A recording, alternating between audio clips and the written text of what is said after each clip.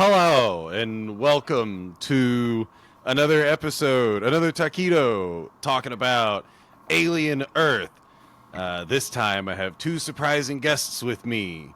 It's Zack and Mike again. Hello. Hi. We're back again because we forced Corey to do this week by week. Exactly. And then we all stress out and struggle about when we can fucking find the time. When should we record? I don't know. Are you available in 3 days? Maybe. Yeah. Zack, how's Tuesday? Okay, how's Wednesday? How's Thursday? No, but how's Wednesday at 11 p.m.?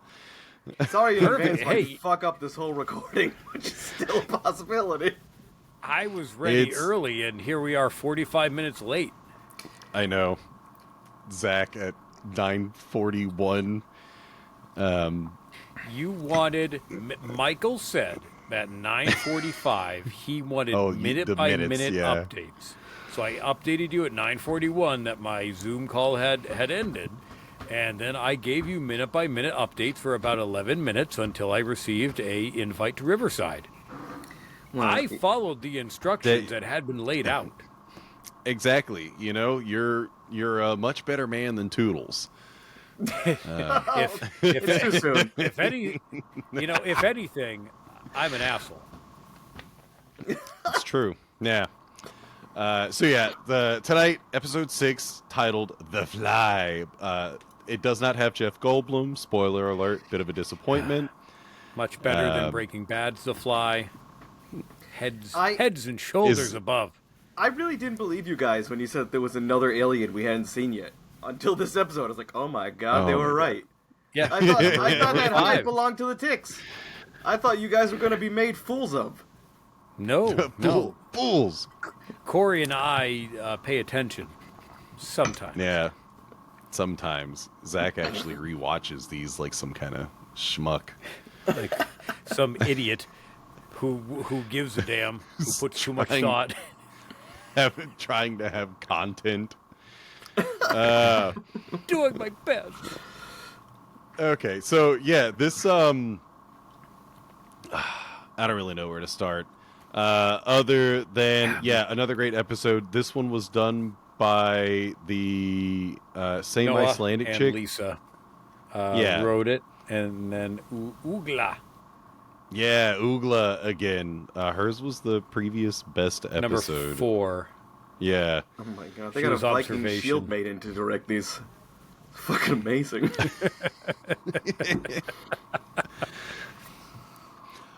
So overall, this is another...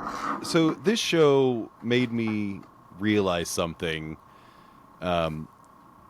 This is consistently creepier than, like, most Alien films. I think too many Alien films have gotten into that, like, okay, well, we're just going to make Michael Myers or Jason in space. And it's too kind of not enough happening, or just like all tension and, you know, then it's just like payoff at the end. And I am very much enjoying the amount of chaos that we're getting that's not like game ending, like, but it's so creepy. Like the whole time you're just like, I want to know what's going to happen, but I really don't want to know what's going to happen.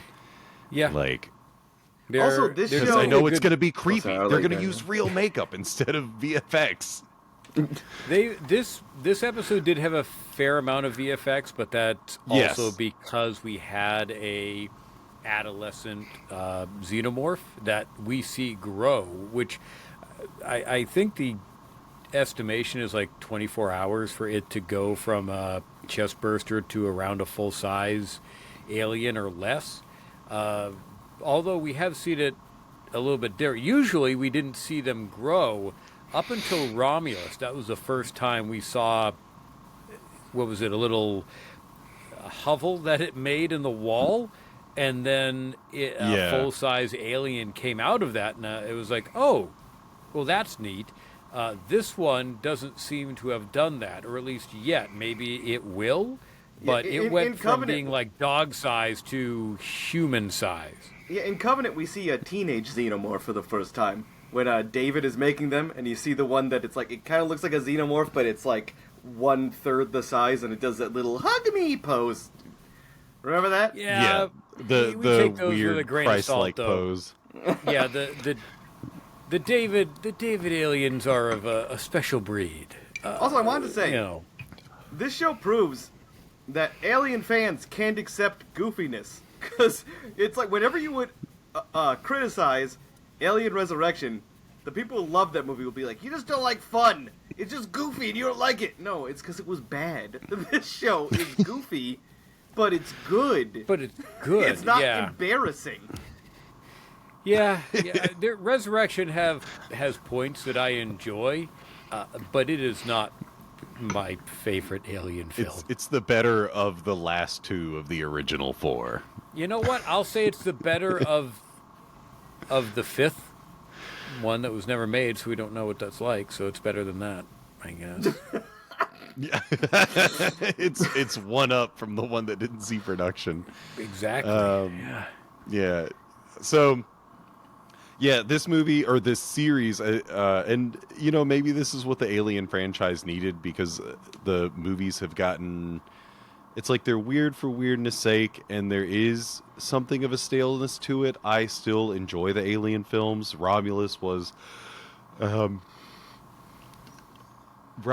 surprising because I think it was Red Letter Media named off like all of the things that it copied from every film, and they're like, it's literally just picking something from every film, and they made a great film based on that. And normally that's not something that works. But that aside, this, I think, it really is treading new ground. Other than Episode 5 just being kind of an alien movie. But even then, it is unique in its own right. But no, so this episode, we finally get a little bit more. It finally goes slightly deeper into what is really the difference between the hybrids and like a robot, or even a cyborg, a clanka. That conversation between Timothy Oliphant and Morrow in the elevator was so good, man. This was another one where I noticed the writing. Like, I still think I still think 5 was the better. But I did notice a lot of the writing in here felt a lot better. And then that conversation pops up. And it's like, I am terrified right now. Like, what's Timothy Oliphant's character's name again? Kirsch. Kirsch. He won that argument, by the way. When Morrow was like, when Morrow was like, I like robots because I like to slice them up into little pieces, and then they stay alive the whole time. And he's like, well, you feel pain, and I could rip your eyeball out and pop it. I'm like, yeah, that's a little scarier. Yeah. Yeah, it's again, Kirsch he's not reacting to emotion.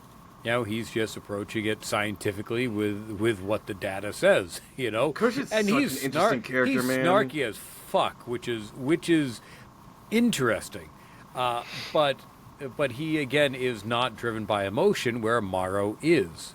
He is heavily driven by emotion and loyalty. There's something. So I haven't said this at all, I think, at any point in any of our recordings so far, and it's not for lack of noticing, it's just lack of saying it. But Kirsch he looks like and sort of kind of is Roy Batty. Yeah. And he feels like before Roy Batty becomes Batty, like this is the robot that's learning, because he's got plans, and he's this whole episode he never says anything about anything that's going on in the science lab. Even when Boy Cavalier notices the like concerned expression on his face, he's like, no, everything's fine. And this is not the first time that he's kind of done this. So there is a thought in there somewhere. Like he's got some type of a mechanical, like a programmed AI that can advance beyond, I guess, the commands that it was initially given. So he's like a step above a regular robot that like performs a singular function. He's like an iPhone 15. Damn it, that's too ahead of where I am. I don't know what it is. This episode sponsored by Apple. No.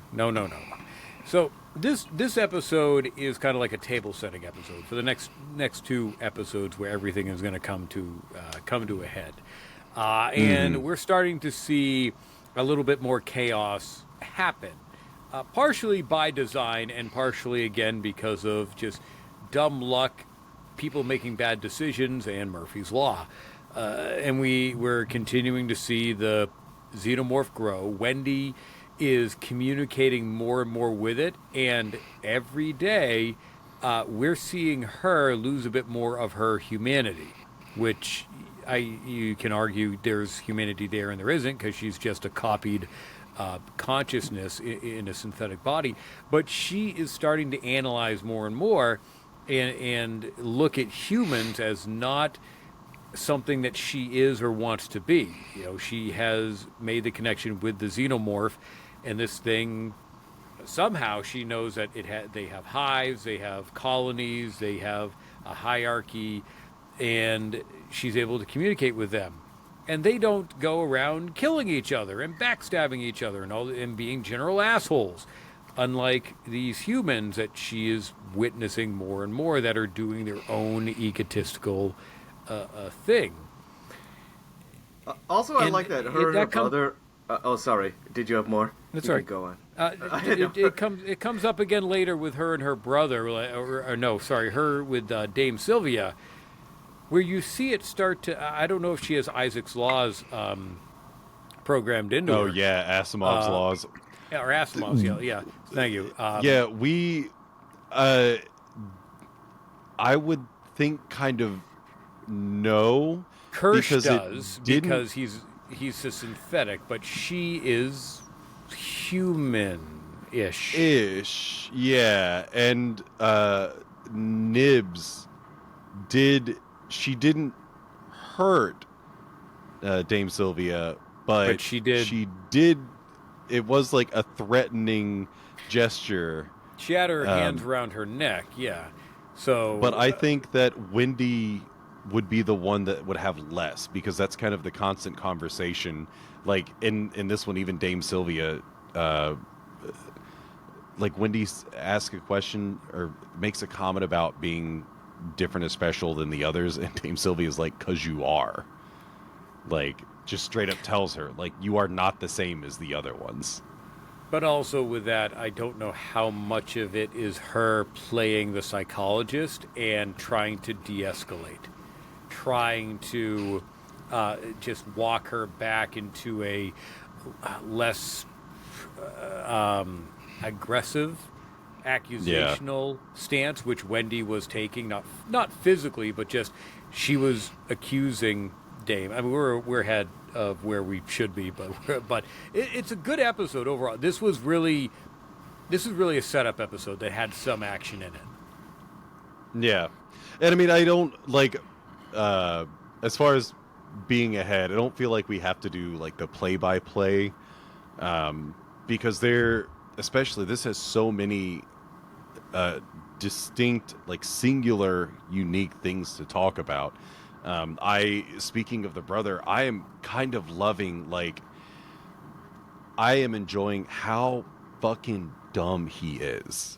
I was gonna say, what I was gonna say earlier is that I like that Wendy and him have switched places as to who's the, like, dumb kid. Because now he's acting like a child. Like, she's like, maybe I don't want to stay here. Maybe I want to, like, make my own decisions. He's like, well, we could be a family. It's like, when he says that, you're really, like, you're like, cringing as you're watching. You're like, come on, dude. You have to be smarter than this. I just want to sit down and watch Ice Age with you for the next 2 years. Yeah. And when he says it to Kirsch, and Kirsch is like, dude, she could be, like, inventing light speed travel. Which I'm glad that they brought that up. because I feel like it was foggy in the Alien series whether or not they had light speed travel for a lot of people. I'm glad they just blatantly said it. They don't have it. No. Yeah. Well, not currently, because it's one of those weird things where, I mean, why do you need cryosleep for 65 years? Unless with your light speed, you're unable to utilize the theory of like Star Trek, where they have their inertial dampeners that maintain a constant speed and time. What a fucking nerd. Whereas I know. as you increase speed, time slows down for you, but speeds up for everybody else, and that's why you can't do light speed, because they have no way to control that. But also, like, I feel like just saying because they're in hypersleep proves that there's no light speed. That doesn't really prove it, though. Pretty much. Because, even going light speed, it still takes fucking forever to get anywhere in our universe. Like, how many light years away is the Andromeda Galaxy? Like, if you're moving at the speed of... If a light year is moving for a year at the speed of light, that's far as fuck away still. That could still be you have to sleep for, like, 60 years. So the brother wants to take her out and take care of her, which I think is hilarious because he now owes Boy Cavalier, Prodigy's company, a shitload of money. He'll never get out because of what he owes and the fact that he's got one of their lungs inside of him, which probably has an air tag in it. Definitely. He's got a QR code that they can keep track of. Yeah. I love the fake out. Did anyone else get the feeling that a worse show would have had the brother get face hugged at the end? Because I love that there's a fake out where I forgot the kid's name. Curly? Is that his name? Slightly. Yeah. Curly is the other girl. That's right. Yeah. Curly is the girl with curly hair. Yeah. Slightly transparently tries to trick him to follow him, and he's like, that no. was so weird. And they just walk away. They're it's like, for Wendy. He's up with him. Real quick, I do want to say that again. The adults acting as kids are doing an awesome job. Every one of them. They are. Nibs wakes up because she had to have her mind wiped due to corrupted data, as Dame Sylvia puts it, which her husband refuses to do and ultimately gets fired and told that he needs to leave or he'll get shot. Yeah, good. Great work, Dame Sylvia. Your husband ended up in such a great position because you had no backbone. You fucking idiot. She did not intend for that to happen. I'm sure Dame is not gonna. She's not gonna make it out. I think she's also gonna get bited at some point. I don't think because I get that this is not hard canon, but there's no mention of Prodigy, so I am still expecting all of this to get fucked up and the island to get nuked. Well, I maybe, but again, we've only ever focused on Weyland-Yutani and the hyperdyne synthetics that they use. Yeah. Those are really the two main companies that we have known about for the IP. When Nibs wakes up, she seems fine, but quickly begins to have another mental breakdown because Wendy starts to question her about everything. Yeah. So this is an interesting point real quick because Brenda's biggest complaint about Blade Runner, the first time she ever watched Blade Runner, it was with my dad, me and my dad, and in Brenda the is Corey's beginning cat for the of listeners. Yes, it's my cat. Wait, I thought Brenda's mom listens. Yes. Your cat's We put mom the speaker listens? on in the litter box. Oh, that's the only place? Amazon Alexa, play shit, and it either picks my podcast or your podcast. Oh, gosh. I wish we were at least at shit level. Yeah, we're in the very beginning. They do the descriptors of, replicants going rogue because they are kind of human and they realize they were given such a limited lifespan. And we're 5 or 10 minutes into the movie, and Brenda's like, all of this could have been solved if they just lied and told all of the replicants that everyone lives 4 years. But they told the replicants you only live 4 years, which is different than everyone else. And to this same point, why did nobody like tell anyone that Nibs is going to be a little bit different? Because when Wendy starts like hounding on her, I'm like, dude, a very quick conversation ahead of time instead of letting her figure this out now. Yeah. Like, cut it off at the pass and be like, hey, there was a problem. You know, there's a glitch. This is, you know, new hardware. So, like, this was just a weird thing we encountered. She's going to be a little bit weird. Don't press anything on her because, like, she might get scared or freak out or try to kill you. This is continuing the franchise. The thing in the franchise is the constant thread that scientists are fucking idiots. They just every scientist in Alien is a moron. So here's my devil's advocate approach would be they're not going to have that conversation because unlike a robot that would go, okay, and follow instructions, these are kids that are naturally inquisitive that may start to piece together and go, wait a second, if you erased part of her memory, could you do that to me? Would you do that to me? And how do I trust that you won't do that to me or I won't have an issue? You know, especially with Wendy, who had a injury while fighting she did a already xenomorph. have, So she already had something happen. So is she going to start to question? Have they addressed that to Wendy? We just know that Wendy came out of it and knew there was something wrong with her hearing, but I don't know that Wendy knows what Wendy did. Because every time they talk about that fight, it's like behind her back. Even at the beginning of this episode, they're on the other side of the glass. No, they haven't. They haven't addressed what she did, what protocols may have kicked in, why she was able to take out a xenomorph, or maybe she was just able to take out that xenomorph because there is something special about her, and the xenomorphs know that.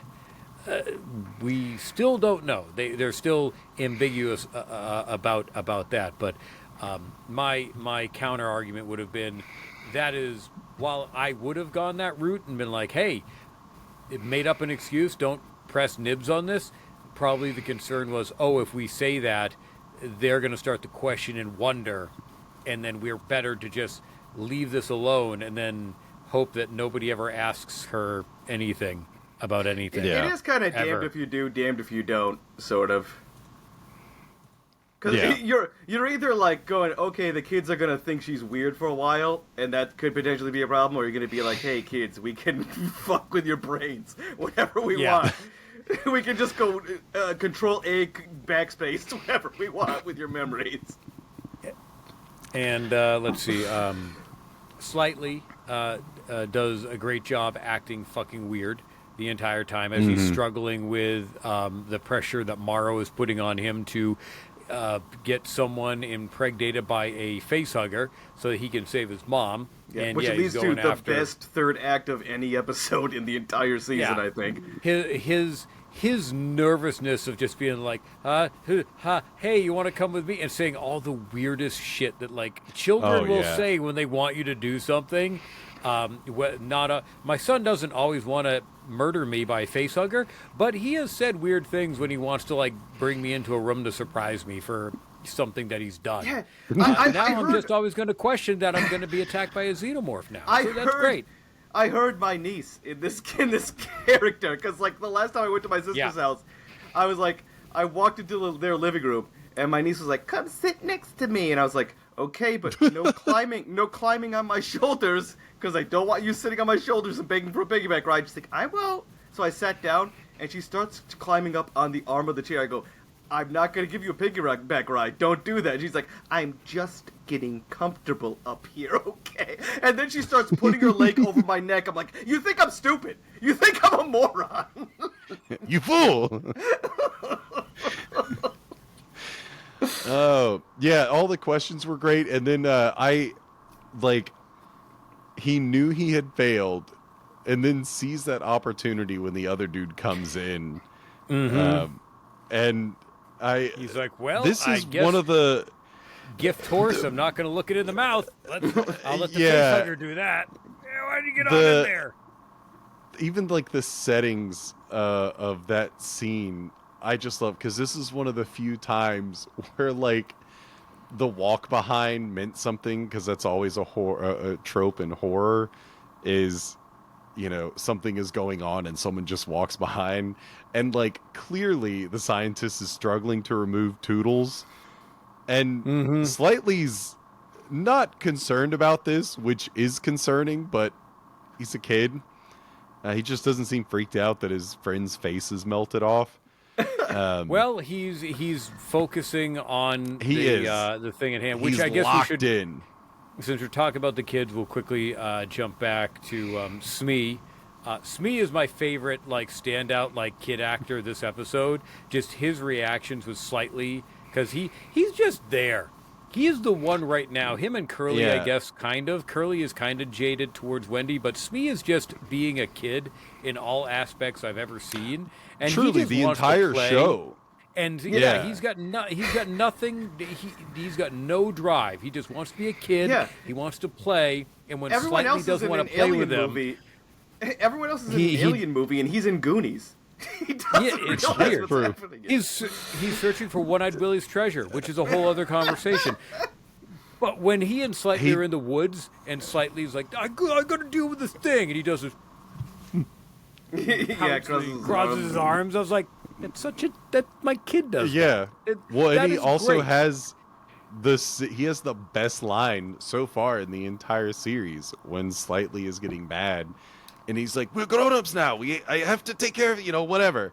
And he's like, being a grown-up sucks. And it's like... he's like swatting at the leaves. He's all boy, off. Howdy. Just wait. Yep. Wait and until then Toodles... you have to pay taxes. We got really nothing from Curly this episode other than her playing in the water. She was being goofy with Shmee. With Shmee. And then Kirsch calls... which might have all been part of his plan. Kirsch is manipulating. Like think at the beginning we don't know of the series. Extent.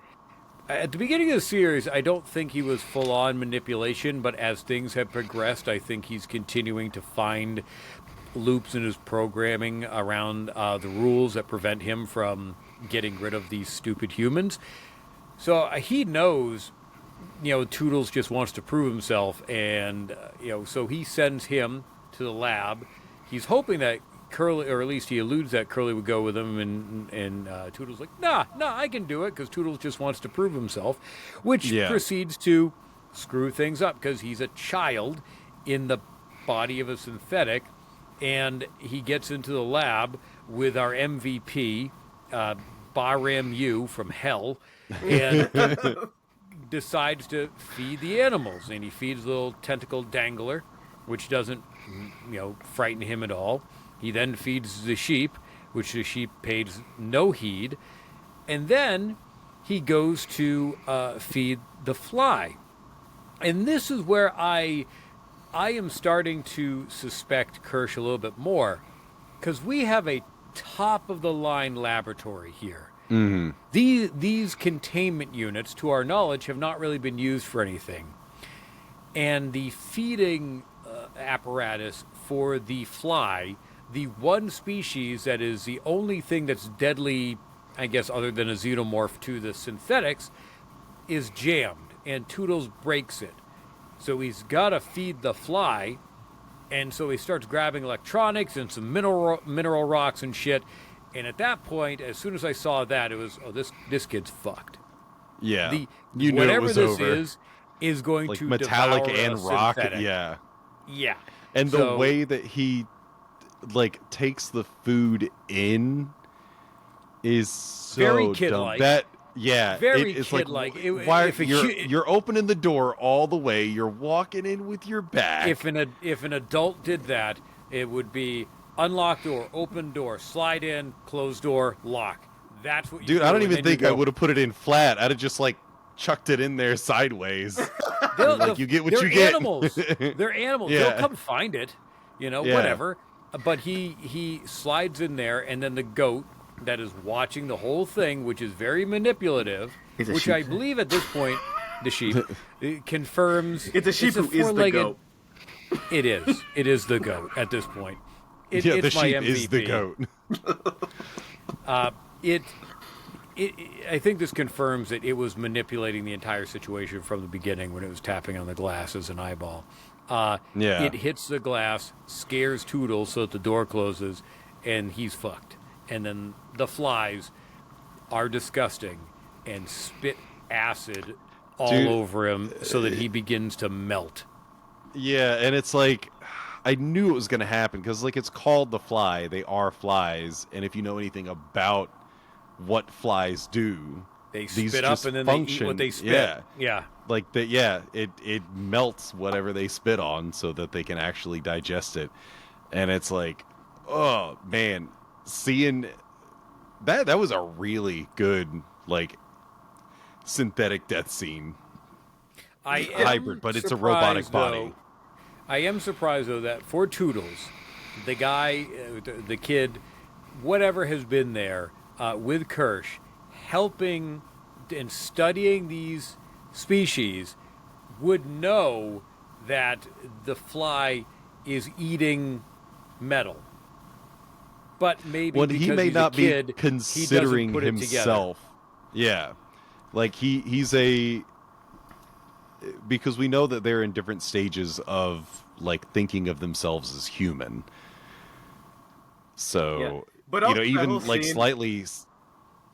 Sorry, I was gonna say, that whole scene led to the best shot of the whole episode, which was after the eyeball thing distracts. What's his name? Toodles. And Toodles gets melted. You just see the sheep just casually walk over to its feeding bin and just start eating. Like, all right. After it does a triumphant, like, stand up on 2 feet. Which was weird. After murder snack. Yeah. After a good murder, you like to chow down on some hay. As one does. Yeah. So I think that might be the best death in the entire series so far, because it's metal. It's well, they were able. They certainly showed a lot more than the other humans that have been murdered, and probably they did that because it wasn't blood and guts. Except for that guy who got the xenomorph little mouth through his fucking jaw, which was horrifying in episode 2. We saw after the fact. We saw his body like whipping around and then like guns going off, and then we saw the after the fact. Oh yeah, he's got a hole in his face. Also, I gotta tell you, during the scene where he was feeding all the little aliens, I was also having an encounter with a dangerous beast that could kill me, because I was petting my cat, and I realized, and she had like this knot of fur on her back, and I grabbed some scissors and very carefully cut the knot of fur off of her. I'm like, if I do this wrong, she's going to fucking murder me. So I was having that tense real life situation as I was watching him feed these aliens. It went great, by the way. She's such a good kitty. What a good girl. What a good girl. I did my only note, just real quick, my only actual note for the Toodle scene was "fuck this fly." That's it. That's all I wrote, because that was fucking creepy. And there's at least 2 flies. Yeah, at least 2, and it's like they're clearly feeding and growing, because even their nest is now, it's got like a stalactite stalagmite kind of situation, where they show there is a lower process, like there's stuff oozed down and it seems like something's coming up, so they seem to be doing fine, kind of like the ticks.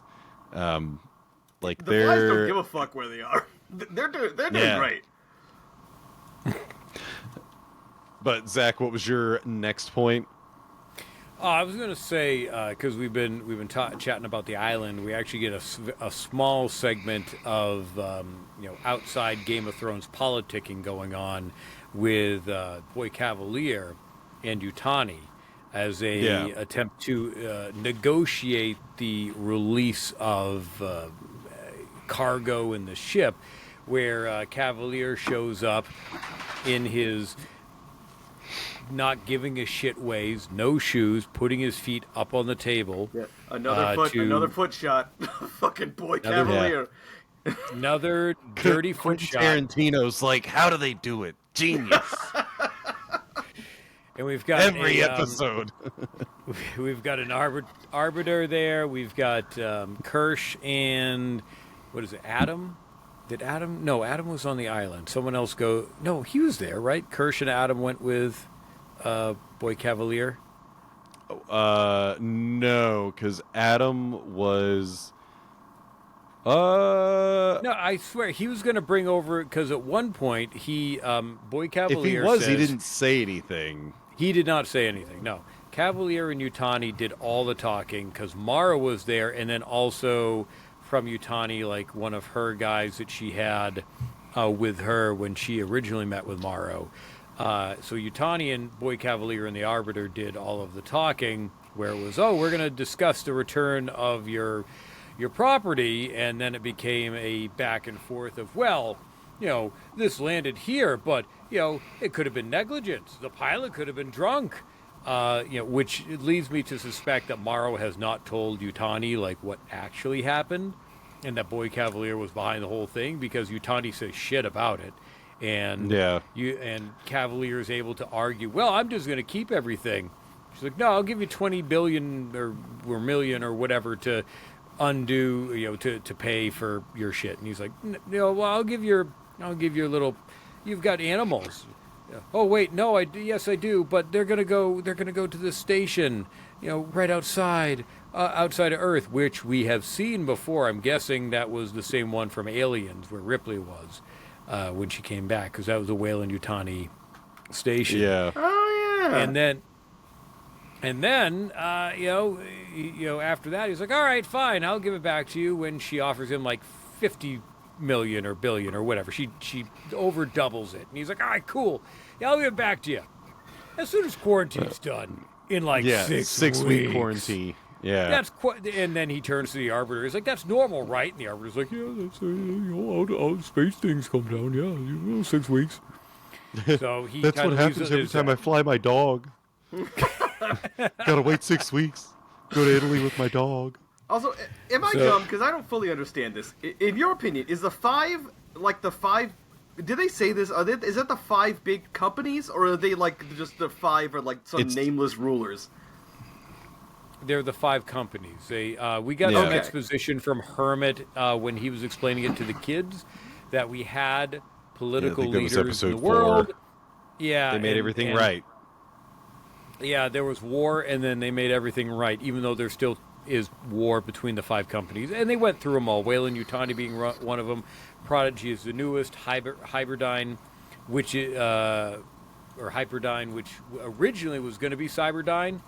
Because of James Cameron in Aliens, but they didn't want to, I think because of, even though James Cameron had done Terminator and everything, they were like, yeah, no, we have to name it something different. So they named it Hyperdyne. And then the other 2, I can't remember. Yeah. All the politics. I'm sorry, people would not have shut up about the joint Terminator Alien timeline if they had called it Cyberdyne. That would be what all of the conversation is about. There's Dark Horse comics that already cover Terminator versus Alien versus Predator. Don't worry, it's all out there for your reading pleasure. That sounds dope in the stupidest way possible. Politics, one of the interesting comments was Boy Cavalier says something about making trillions, and Yutani says "Oh, please, I'll match financial reports any day of the week," something like that. And it's Prodigy does have a lot of money, but are they making money? Because they're still a fresh company.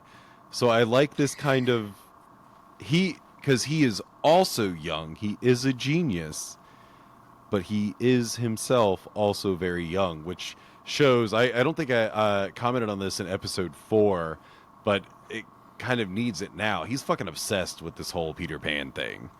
Yeah. Obviously, everyone's name. It gets creepier.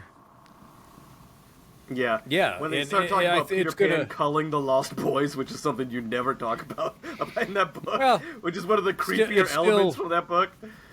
It's still, I think it's technically still debated whether he actually kills them or just shuns them from society, from the Lost Boys society. I can't remember if it's actually distinctly said that he kills them or not.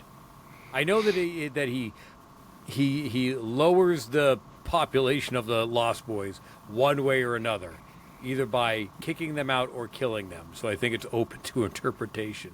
Either way, it sucks for a Lost Boy that apparently continues to grow up.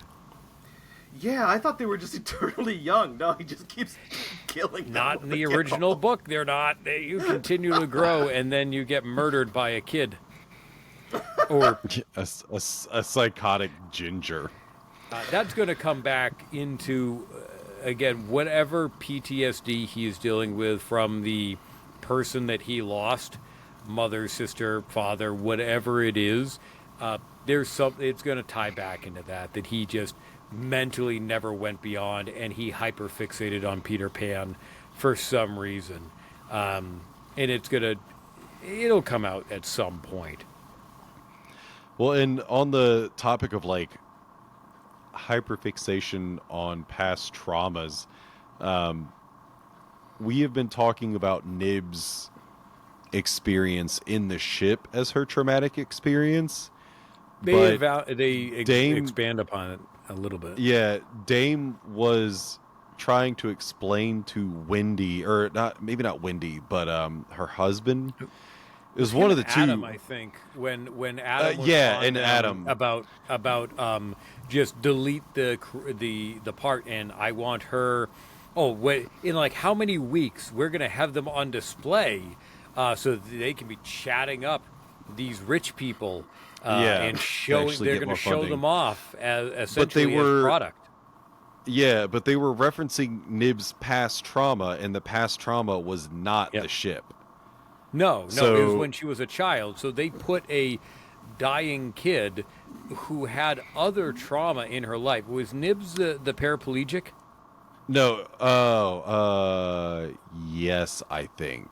So I think there may have been some other sort of trauma that happened that put her in a wheelchair, or she could have been born that way. We don't know yet. Yeah. But they have alluded that there was previous mental anguish and trauma, and then they took that and put this into a mechanical body that is 5 times stronger than a human, and they're kids trying to cope with not being human anymore. Yeah, there's gonna be problems. Yeah, and I'm enjoying this. Like, Boy Cavalier is getting even weirder. And obviously Nibs is weirder, and Wendy is certainly, because I think Wendy is watching things break down and is now communicating with the xenomorph.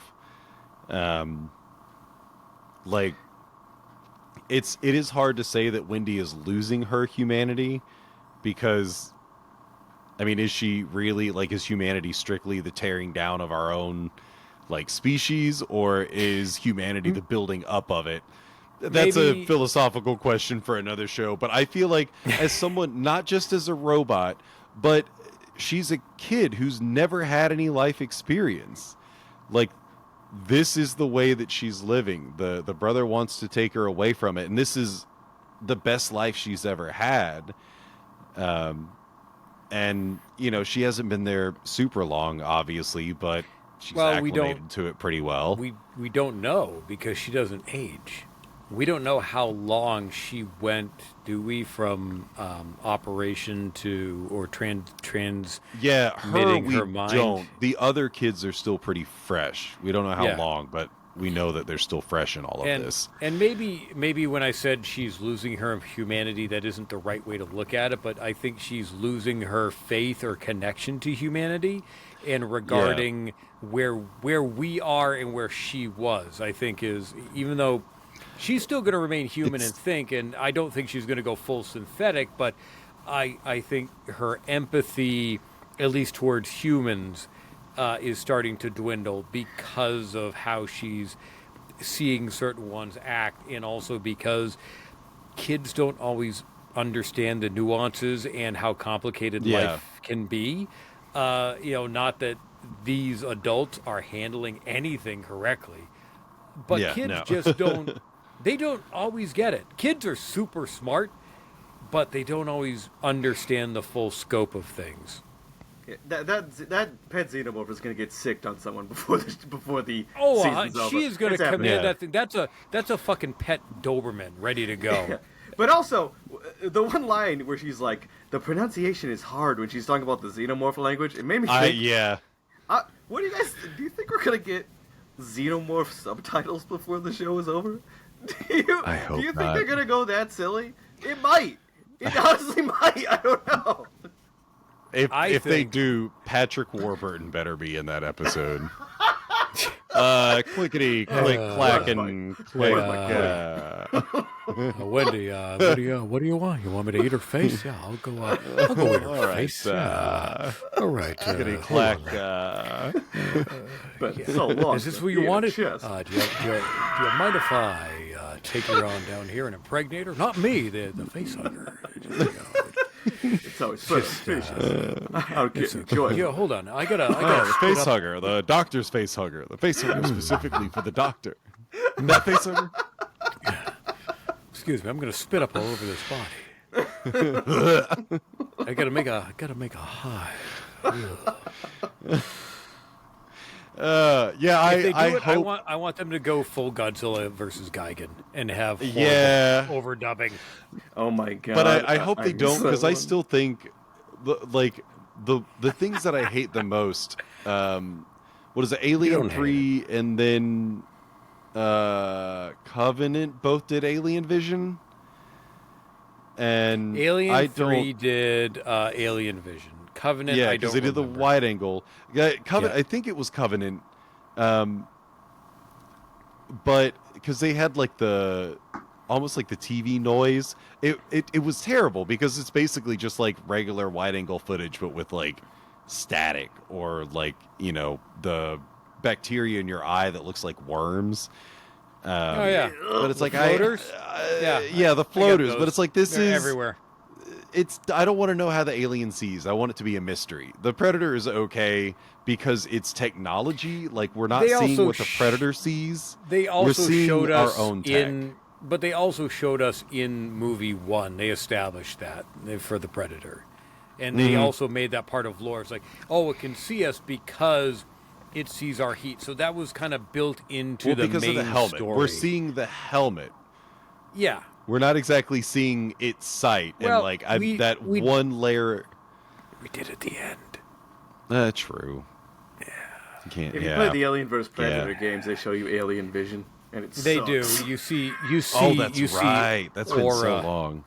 Yeah, you see auras. Everything you can goes see when like the human's negative. upset. So the Xenos are fucking hippies. Exactly. You can be like, this guy's having a good Yeah, you've day, got like a and then you eat his really head. red aura. This guy's having a bad day, and then you eat his face. No, this guy had a fight with his wife, and then you eat his face. What have I done? First Patrick Warburton, and now hippie Xenos. Oh my! Oh my god! Wendy, your aura. It's really lifting me off my feet. No. Well, he wouldn't. Well, Wendy wouldn't have an aura. You don't know that. It could be robot. It could be She's chrome, a sin. shiny and chrome. Those goddamn clankers. That just sounds like a Robo Racist could totally be in a Hanna-Barbera cartoon. It's Robo Racist. It's one of the villains in the Jetsons universe. What a fun villain! Jetsons. Robot just saying slurs on the show. How can she be watching this? First he hates his boss, and then it moves eventually as the show goes on, it moves over to Robo Racist. The Jetson show, famously known for having weekly boss enemies that George has to deal with. If they had a good showrunner, maybe. Like the Flintstones. Hold on, Rosie, go stick 'em.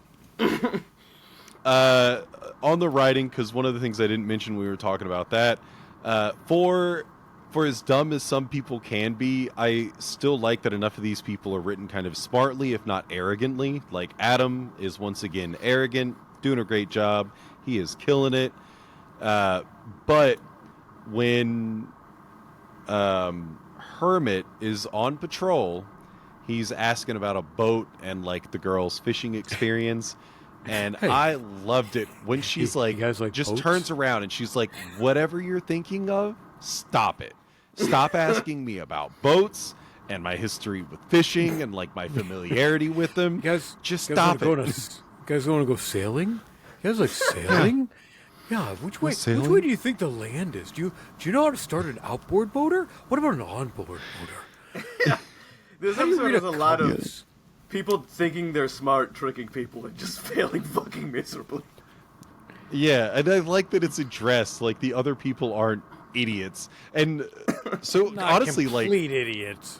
yeah, They're- everyone shits on her. This is the shit on Hermit episode because so far, anytime he says anything, he's like, "Oh, well, I want to take her out of here," and like Kirsch is like, "And do fucking what? Like, what do you Kirsch do?" shits on him. Adam And- shits on him. His co-soldiers shit on him. His sister shits Yeah. on him.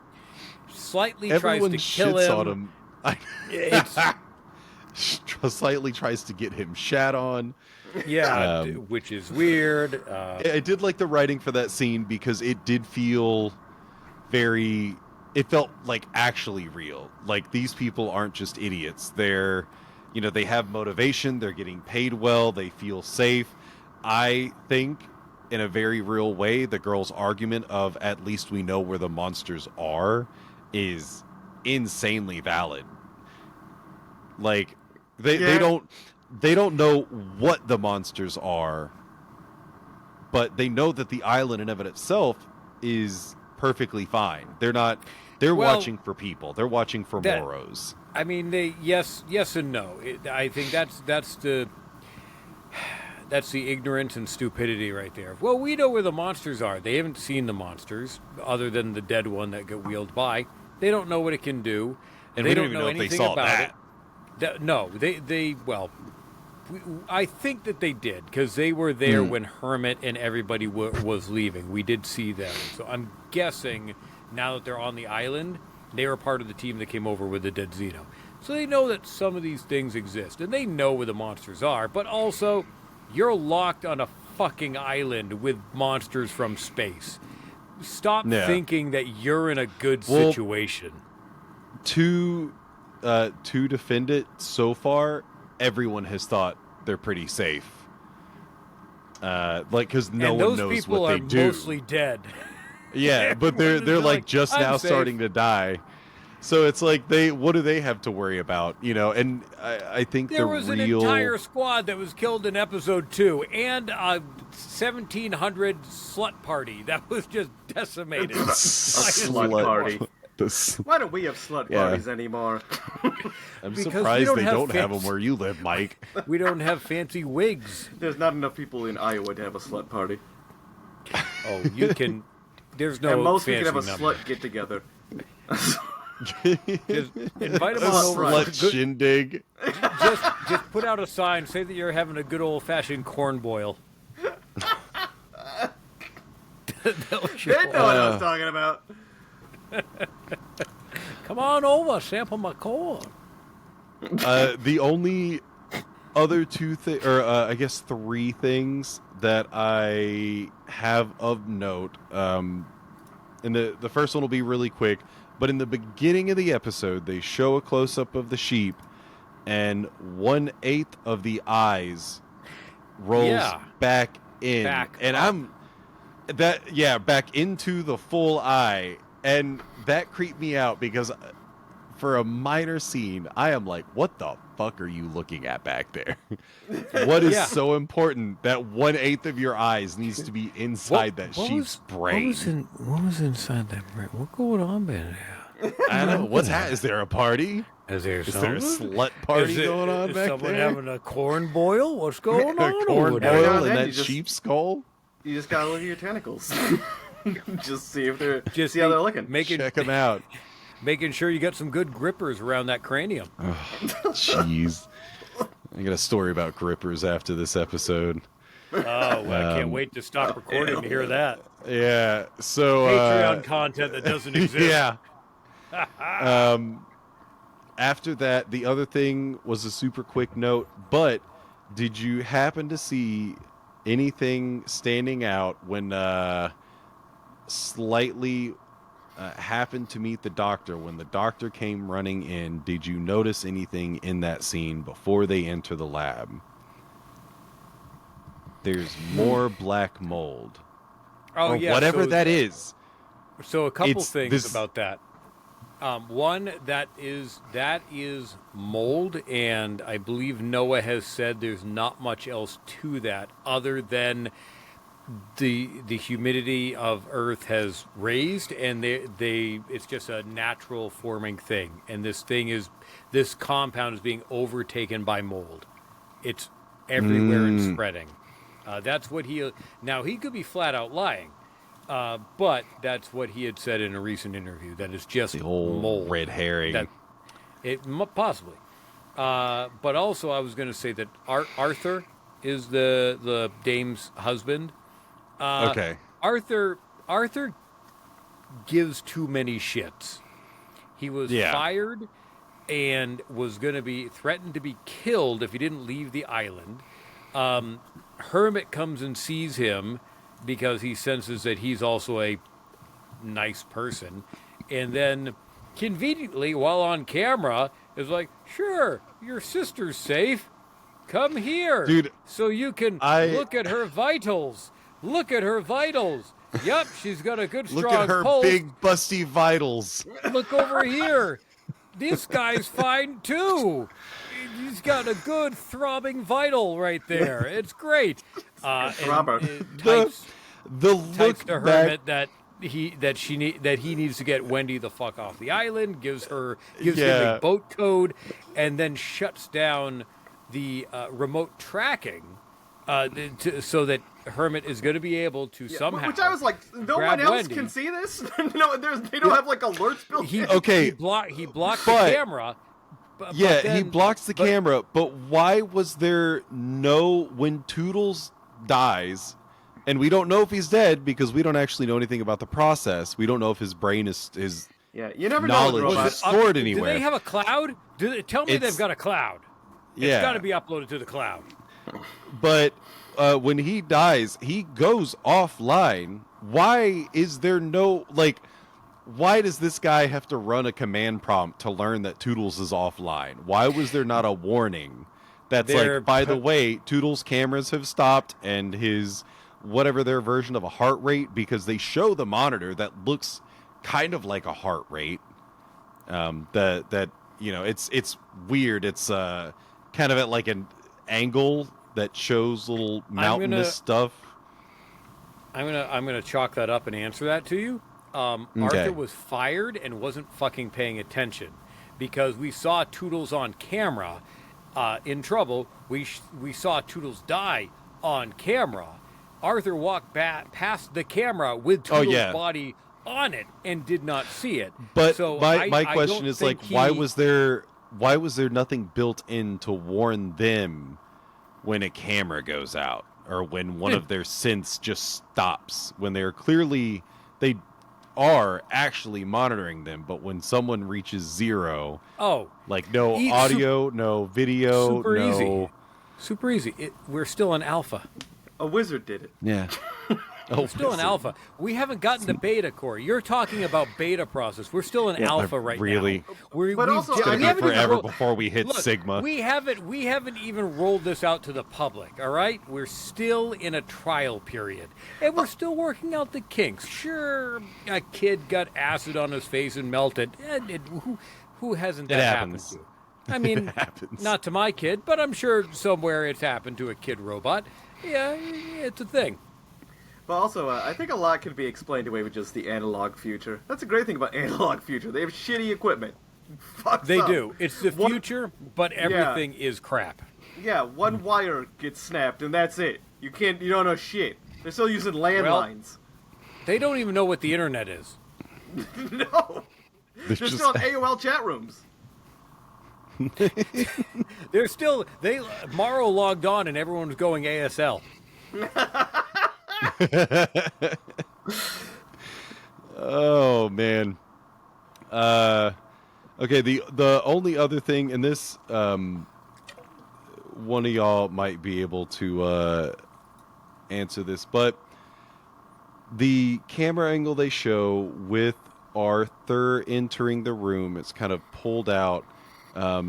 Is this the first time that we see the teddy bear logo on the floor since Wendy's weird dream that was possibly real? Because I was don't wondering the same thing. think they've showed the floor. They've showed a lot of not it. where he fell, right there. So no, but when he walked in, he walked over the teddy bear logo, and I was like, that's the same one from Wendy's weird psychotic dream. But that might be real. Kirsch, Curly, and Toodles did not react to her entering. So that I still don't know. But I don't know. That whole part was a little. I made note of it, and I don't know. I still think that happened for real. I think it's just Noah Hawley. I like the fact that Kirsch locked down the lab and said no humans. But a human was able to just walk right in. So the lab was not locked down. Yeah, well, at least with the assistance. Well, no, that's right. Without, I get slightly did but not. I wonder. Unlock the door. I don't. Arthur did. I think it was just more of I don't know if he said it to where no humans could enter, or if he just said, "Yep." It's like a command, not an actual. I don't know. Prompt. I guess we can take it with a grain of salt that he just said, all right, no humans are supposed to enter. So then the human should have known not to go in. But but Arthur gives a shit too much, which was his downfall. Because he goes in to find Toodles and finds him and slightly uses this as an excuse to open up the cage to get a face hugger out. And then and narrowly escapes being eaten by a fly. Slightly does, because he drags Arthur into a vent, which is a great place for a spawning point for a chest burster. Get it in its natural habitat. As long as it's not in like a Romulus chest burster that only takes 15 minutes. Oh God! But Kadoosh. I am interested in those ones were also made with black goo, so maybe that's going to be the difference with Romulus. That is a slightly different, again, engineered version of the xenomorph. Where this is more traditional. That might be the way around it. The goose factor. You have to factor in the goose factor. The goose factor. You got to take. What color is the goose, Mike? It's black goose. Right? Okay. Right? Yeah, I just wanted to make sure. Were you paying attention? I'm always paying attention. I see everything. I'm like Sauron. It's been 2 years. Are you? Your third eye? So the final scene, the absolute final thing that we get to see, the goat. The sheep that is the goat. Doing his best, I don't know, Fred Durst looking straight into a camera, trying to be a badass impression. Fred Durst while listening to Godsmack, Keep Away. Yeah. I like the sheep looks right into the camera and does like this dumb, what I can only assume is a grin. And I'm like, my note is the sheep making an evil expression is dumb as shit, but I love it. It's so good. It's great. I don't even know what's happening anymore. Yeah. This eyeball's the main character. It's like it understands a lot more than anyone gives it credit for. And when you think about it, it's the protagonist. It got abducted from its home world. It doesn't give a shit about these aliens. It just wants to get out and go home. That's what Wendy is saying, that these things didn't ask to be here. I mean, really, maybe our little tentacle guy is maybe he's the hero all along.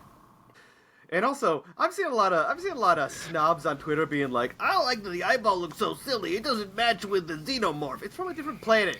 Shut up. For all you know, it's from a different galaxy. If anything, I enjoy this series more because it's not just about the xenomorph. And I think also people are, I don't know, we were never given any really synopsis for what this was supposed to be. But knowing that the timeline was going to be 2 years before Alien the movie, I figured there's going to be a xenomorph. It's going to be in Earth in some capacity. And that's how Weyland Yutani figures it out. there's a lot of angry people that expected, for some reason, a full-on xenomorph infiltration of Earth. Like, they expected a entire, like, calamity to happen with hives and hundreds of thousands of xenomorphs on Earth and a war and all this shit. I don't know why they expected that, and they're angry that it's not happening. That was why I was a little bit confused about the first episode. Like I said, I thought there were multiple xenomorphs. I didn't realize that it was one xenomorph. The bear. Like, running around. I was like, oh god, we've got like 5 xenomorphs here. There's no way that they're going to be able to recover all of them. Like, at least one of them is going to escape. But it makes more sense, if it's just the one. Do you guys have final thoughts? Any thoughts? Just go ahead. Whatever comes Share to your mind. thoughts, buddy. Do it. Go ahead. I just, like I said, I cannot. First of all, I can't wait because next episode's going to be the monster mash I've been waiting for. At least it seems like it. And also, I just can't wait to see Pet Xenomorph in action. I want to see the doggy Xenomorph. I want to see what it can do. I'm so excited. Go get him.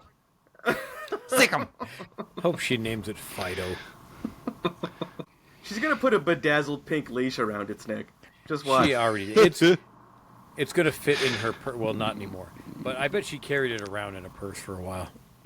She's gonna discipline it with a squirt bottle. No, bad. No, stop. Bad. This is my emotional support. Zeno goes wherever I go. I'm about to see a little Xenomorph Pomeranian. Just make it like have a little poof on the top. A little purse dog Xenomorph. Exactly. Zach, do you have any final thoughts on this episode? Anything that we missed?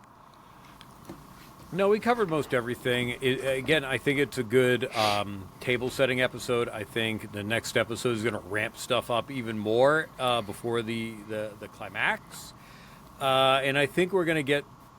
I'm expecting us to get a bunch of shit next episode with a nice cliffhanger before it all comes to a wrap-up. To my knowledge, this season has not been renewed. So I don't know if Noah has shot it as it'll be open that they can continue it, or if this season would end and then if they ever get renewed, they'll do something completely different. Yeah, I don't know, but... You say that, and it's like, all I can think of is the fucking Jurassic Park thing, where they're like, okay, we're going to leave it on a cliffhanger to where maybe something can happen. Like, this story wraps up, but maybe something else is going to happen. And in, like, a decade, they're going to be like, yeah, but there was another island. There's Shut the fuck up. With Lost World Alien Park. Eyes and other flies. There was actually another ship that crashed, and we put them there, too. Yeah, twice. Because...